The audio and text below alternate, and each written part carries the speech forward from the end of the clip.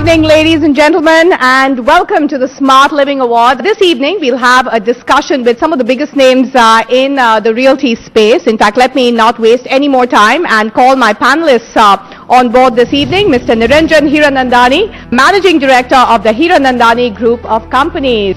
Mr. Arvind Nandan, who is Executive Director, Cushman and Wakefield. Mr. Mayush of Marathon Realty. So this evening, our topic of discussion is affordable housing for the middle class. Is it just a pipe dream? And indeed, it's fitting that we're discussing this here in the city of Mumbai, because when you talk about affordable housing and the city of Mumbai, well, the two don't quite mix together. At least that seems to be the impression. There's been a lot of development, a lot of new projects coming up, but how much of it is really catering to affordable housing? And does it really mean that if I have to buy a house and if I have an income of, say, about 12 to 15 lakhs, I have to look at the suburbs far, far away, really, from the metro where I work? So, Mr. Hiranandani, let me first start with you. Tell me, you as a group, have you been building houses within that budget? Is it really feasible? Of course you can build the houses in that budget. The question is, how do we do it? Do we have the wherewithal to do it? The answer is yes. Are we geared for doing it? The answer is no. Do we have the policies in place to do it? The answer is no. Do we have leadership, whether in private sector or the government sector, to do it either? The answer is no. So the fact is, we have not delivered is the truth. But the fact that you can deliver is also the truth. Right, because, you know, the perception is, and perhaps this is a perception that we in the media also sometimes feel, is that, you know, obviously real estate, it's not a philanthropic mission. You're here, obviously, to make your margins, make your money. I'm not just speaking to you, I'm speaking to for the industry on the whole. So it's just not, it's not that attractive to get into the affordable housing space. And even not true. That's not true? No. At the bottom end of the triangle, there is a lot of money to be made. So it's not true entirely to say that you will make more money if you make housing for the rich. But because the supply is constrained, that is why it is advantageous to make houses for the rich and not for the affordable segment, and that's skewing up the market completely. So, Mr. Nandan, let me get you in. When Mr. Hiranandani is talking about supply constraints, developers, he's saying as a developer, you know, there is the desire for low-cost housing, then really where's the solution? How do you make it feasible? Across the globe. What happens is, you know, as locations grow, the demand grows, the middle class or the lower end tends to move outward. If people are working in Bandra Kurla, or if people are working in Nariman Point, and if they live in, let's say, Kharghar or Panvel, how much time do they take to come here? Are you going to provide them enough infrastructure, high-speed infrastructure? That's one part of the solution, infrastructure. The government's making a lot of statements, a lot of intentions, a lot of MOUs being signed about infrastructure. That's one part. Mr. Hiranandani, what are the other pieces of the puzzle? When we are talking about creating so many houses, do we have a roadmap which says we will make 10 lakh houses in the next 1 year? This is a commitment which will be done. We need this much land, we need this much this. This is what we need, this is the FSI, this is the infrastructure. Sit down on the table and work on it. I mean, I haven't seen a single meeting which actually walks the talk. I've heard a lot of statements on policy. I've made them myself. But the question is, how do you convert the policy into action? The second part which you mentioned is more important. Infrastructure has to be married in along with the thing. If you want to build more houses, you are imperative to build more schools, more hospitals, more water supply, more sewerage, more police stations, fire brigade, everything. If you don't do the second, which is infrastructure, just making concrete jungles don't make sense. Mr. Shah, you know, you've also gone into the affordable housing space and you've met with a fair degree of success. When you talk about policy, you know, governments haven't sat down together, but what's happened in the last 2 years is there have been a lot of statements. There's been a lot of push as well when you take a look at the home loans and the kind of incentives that have been given in the 35 lakh category. Was that one of the determinants that also pushed you into this space in some way or form? What really made you enter this space? See, typically there is a very strong demand, as our survey says that the 99% of the demand is below 30 lakh. So there is a huge demand in that segment. Definitely, but the problem, as Niranjan Bhai has rightly pointed out, is that the focus and the thirst of the government policy really needs to go into it. I just would like to tell, as an MCHI, 9 months ago, we signed an MOU that 5 lakh homes can be delivered in the affordable segment, and how and where also. We also worked out that 2 lakh homes can come through redevelopment of SRA, redevelopment of dilapidated buildings, but the policy needs to be given, all those policy related initiatives are also mentioned in our white paper. So, and the 3 lakh homes can come in the greenfield on the outskirts of Mumbai, like Panvel to Raigad belt, Kalyan Dombivali belt, Vasai Virar belt. So all those rental housing project which has already started in a big way has not really gone ahead.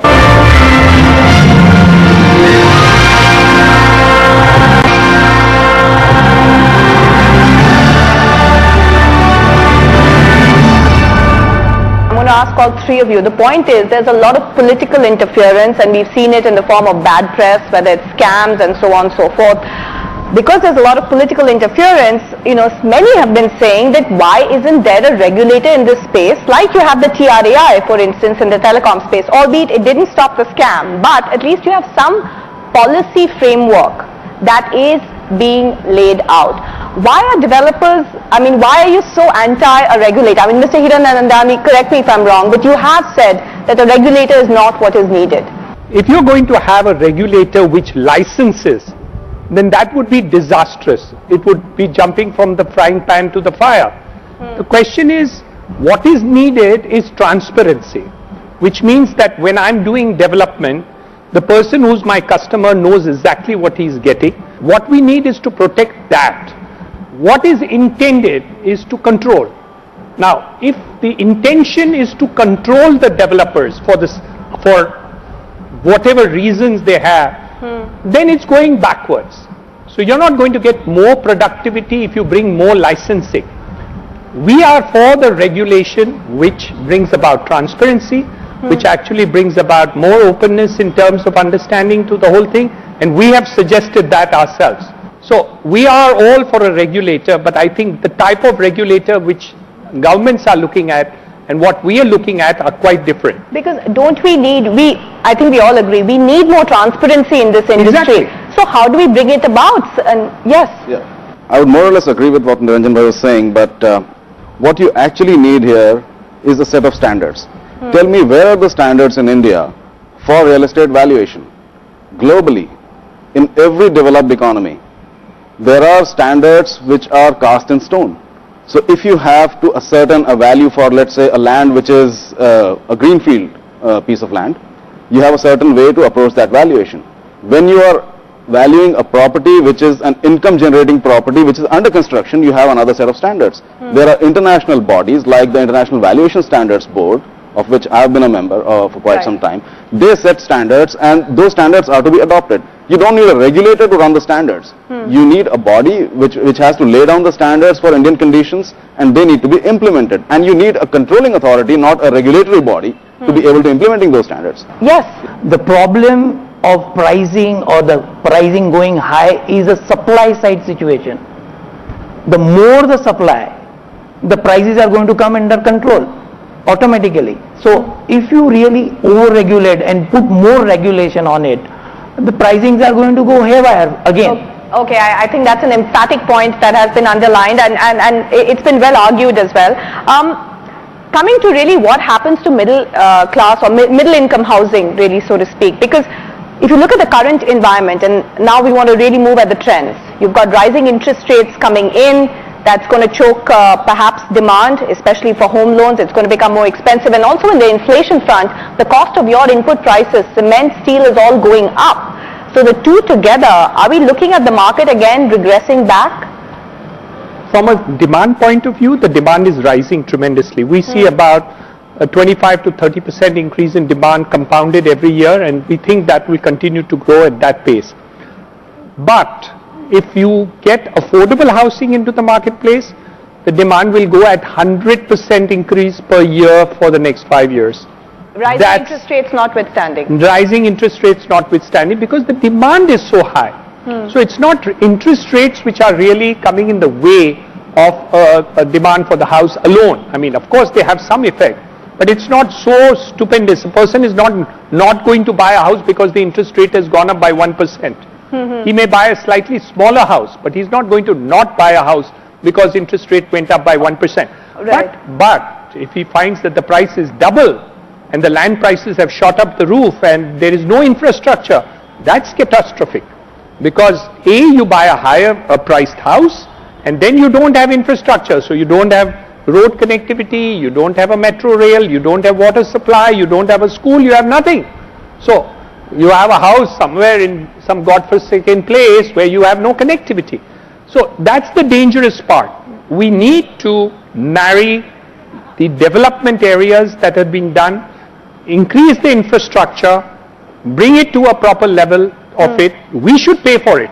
We are not averse to paying for the infrastructure, both internal and external. But after having paid for it, we need to put it into place. And second, we do need to increase the FSI, because the demand for housing going up, the land pricing having gone up.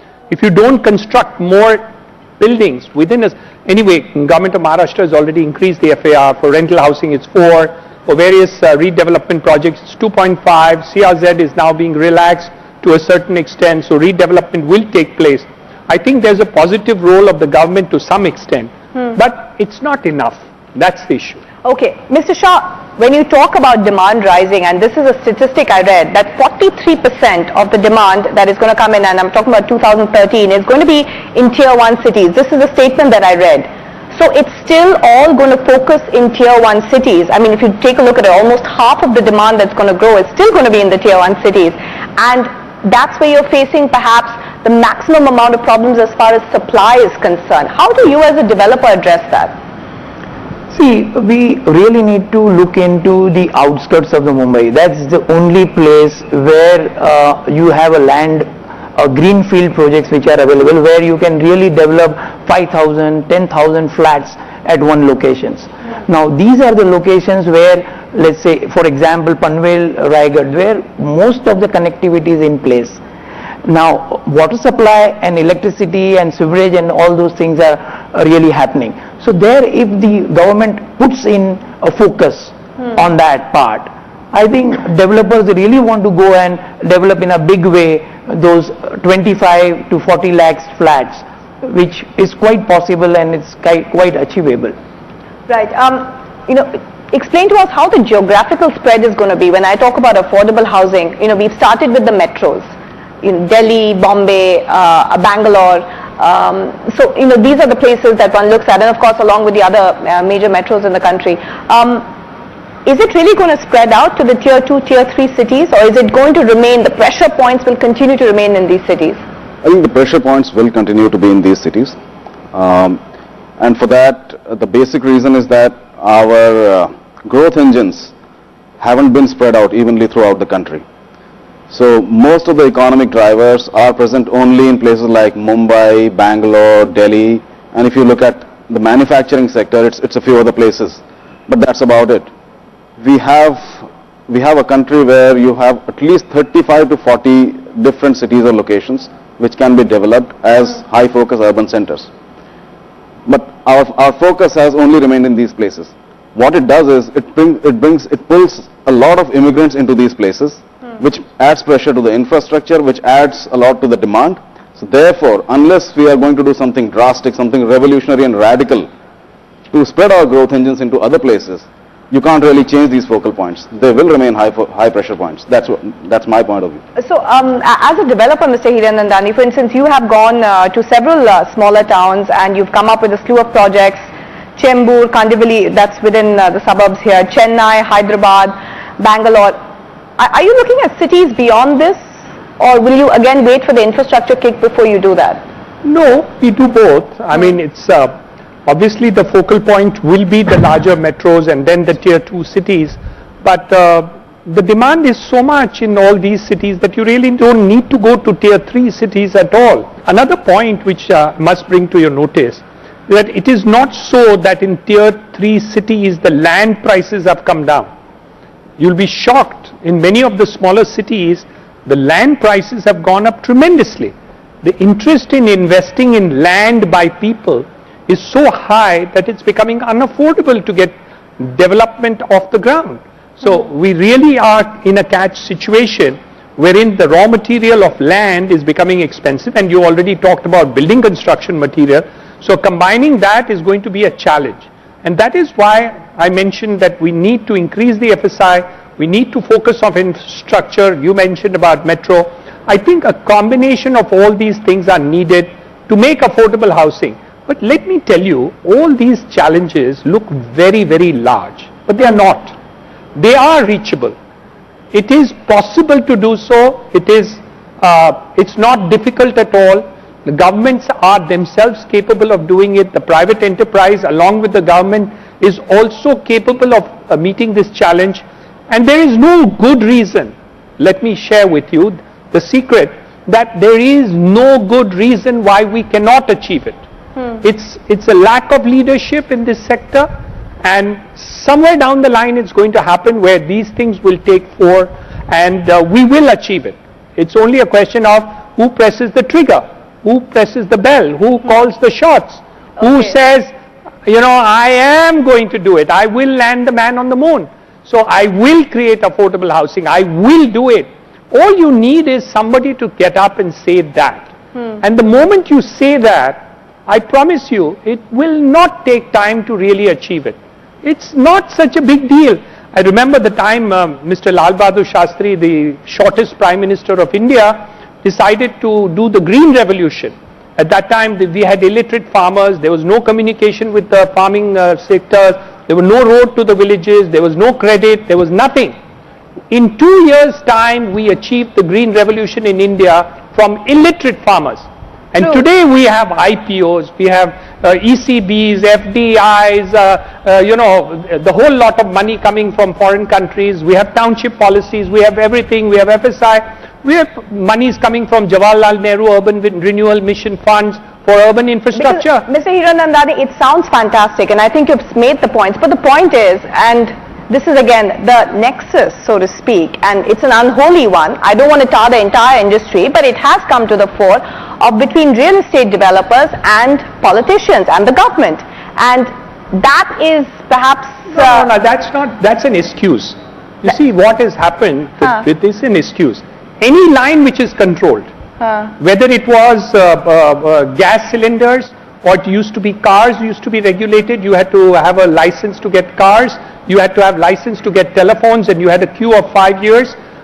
When you control and over control, you create problems like what you're talking about. There is no reason why, if we do not decontrol and really get into the focus of doing it, you didn't have to control agriculture, did you? You didn't go and control farming sector, and you still created surpluses of food. So, and you've done it in airlines, you've done it on TV, you've created so many channels. Why did you do it? So what I'm saying is, the answer is not more control. The answer is creating more production. The answer is focus on the subject, sit down together, work it out, and deliver.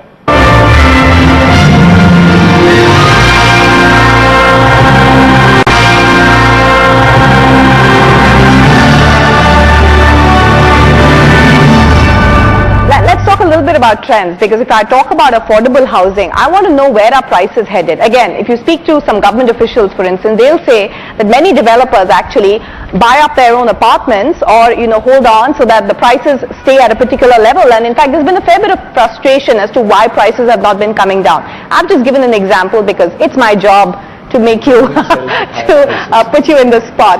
But what's going to be the trend as far as prices are concerned? Who controls the land? Let us say if in MMRDA region, who is auctioning the land? If you look at BKC, who is keeping a base price of 50,000 rupees a square feet? If the NTC land which has been auctioned, the base price was 20,000 rupees a square feet. So who is actually supplying land? Not the developer. Look at even Navi Mumbai. There is huge land, each node is available. Thousands of acres are available, but you come up with 7 plots with 50,000 square meter base minimum price. over which a developer has to bid. So what I'm saying is the basic land which has been controlled by the government agencies to make money. Okay. So now that's your starting point. So on the top of it the construction cost and the developer will have to sell. And it's absolutely illogical to developer to not to sell his flats after paying such a high land price. The next day he want to sell it off. And I really don't agree that somebody wants to really buy back and invest more again into the flats. It's totally illogical. It's no business sense in that. Okay, clearly this is a huge arena, but the point is affordable housing. We talked a lot about the challenges, lack of leadership, the government's clearly not doing enough. That's what you all feel as developers. But let me have a quick summary as to what do you think in the next 5 years in order for especially affordable housing to really take off. What do you think has to be a bullet point prescription? I'm going to come to each one of you. Okay, two things, and both of them I've already covered in the talk earlier. One is you need to spread out your growth engines. Okay, I'll take one example what Niranjan Bhai was saying. He spoke of Lal Bahadur Shastri. Let's go back to 1956. That's when we started our industrial revolution in India per se. Okay, what did we do at that time? We focused on the heavy industry, steel plants for example. Where did the steel plants get established? Of course, raw material and other logistics were the constraints, but still, they were in Bokaro, Rourkela, Bhilai, Durgapur and all these places. None of these were established centers at that time at all. What they did was they created new growth centers, and around these places create more towns, create more growth engines and create more industrial centers. Not just Mumbai and Delhi and the SEZs which are around these places. Okay. That will never help. That will add to the pressure. Something that should be implemented in the next 2 years. This is a big, plan. So I'm coming to that. So that was point number one. Point number two is you will find that your population will keep increasing in these places, and people will have to move out. There is no alternative to that. The only thing that you can do to make it affordable is to provide better infrastructure to control land pricing, and land pricing will not be controlled only by somebody coming and laying down a diktat. Okay, so better infrastructure and create more towns, as in more centers, yes. More centers of development around which of course you'll have cities coming up. Mr. Hiranandani. I think infrastructure is number one, increase in FSI is more is number two, and number three is to see that a concerted view is taken on permissions. Mayur mentioned about 52 permissions. They're keeping on adding more time and again. And I think somewhere a focus has to be done of accountability, of being able to deliver quicker in terms of permissions as well as in terms of products which we construct. Because many times we get permissions to construct up to the plinth level, and by the time we get permission to construct further than the plinth level may take 1 year. Right. So, I mean, there are problems which we face which are unimaginable, so we need to cut down all this red tapeism which has come into the way of it. But again, I think if you don't have leadership in terms of somebody saying, I want it, somebody really saying it from the bottom of their heart, not just lip service for the purposes of the next election, I think we will be able to deliver it completely, very quickly. Okay. I think most of the same, but focus on creating 5 lakh homes.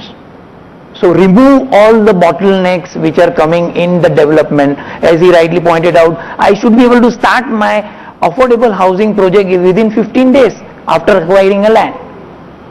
Number two, I think another focus which we are really missing out is creating more rental housing stock.